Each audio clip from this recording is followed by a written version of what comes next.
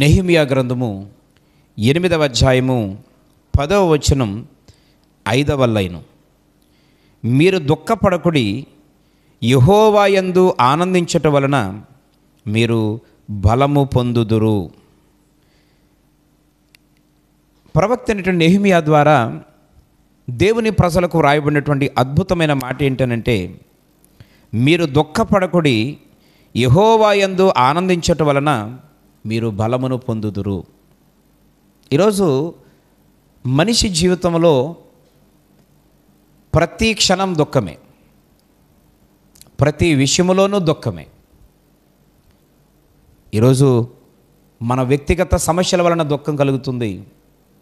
ఇతరులు కూడా నేను దుఃఖపెడుతూనే ఉన్నారు.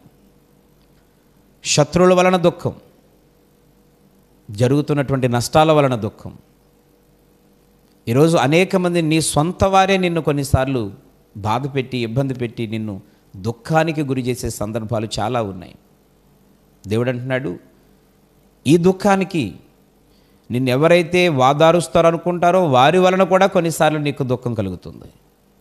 ఎవరైతే నీకు ధైర్యపరుస్తారనుకుంటామో వారే నిన్ను దుఃఖపెడుతూ ఉన్నారు. దుఃఖానికి కారణం కొన్నిసార్లు వాళ్ళే కారకులు అవుతూ ఉన్నారు. అయితే దేవుడు అంటున్నాడు, అందరి వలన అన్ని కోణాల్లో నీకు దుఃఖం ఎదురుతున్నట్లయితే దేవుడు యొక్క సందర్భంగా అంటున్నాడు, దుఃఖపడవద్దు. మీరు యెహోవాను బట్టి మీరు సంతోషిస్తే, యెహోవాను బట్టి మీరు గర్వపడితే మీకు అద్భుతమైనటువంటి సంతోషం కలుగుద్ది, అద్భుతమైనటువంటి ఆనందం కలుగుద్దని దేవుడు సెలవిస్తూ ఉన్నాడు. కనుక నీవు కలిగినటువంటి పరిస్థితులను బట్టి దుఃఖపడుతూ కృంగిపోవద్దు, కానీ మీరు యెహోవాను బట్టి ఆనందించటం వలన దేవుడు అంటున్నాడు, నీవు బలవంతురాలుగా ఉంటావు, బలవంతుడుగా ఉంటావు. ఎందుకంటే ఆయన వైపు చూసేవారికి దేవుడు తన బలాన్ని ఇస్తాడు, దేవుడు తన శక్తిని ఇస్తాడు. మనుషుల వైపు చూసి, నాన్న వాళ్ళ వైపు చూసి ఈరోజు నువ్వు గర్వపడాలనుకుంటే వారే నిన్ను దుఃఖపెడతారు. నీ దుఃఖమునకు కారకులు వాళ్ళే అవుతారు. ఈరోజు పరిస్థితులు మనం దుఃఖపెడతా ఉన్నాయి. పిల్లరా, ఉద్యోగంలో మనం చేస్తున్నటువంటి ఆ యొక్క పనిపాట్లలో కొన్ని నిరాశలకు గురైనప్పుడు, ఈరోజు పిల్లల విషయంలో, ఆరోగ్య విషయంలో, కుటుంబ విషయంలో దుఃఖం.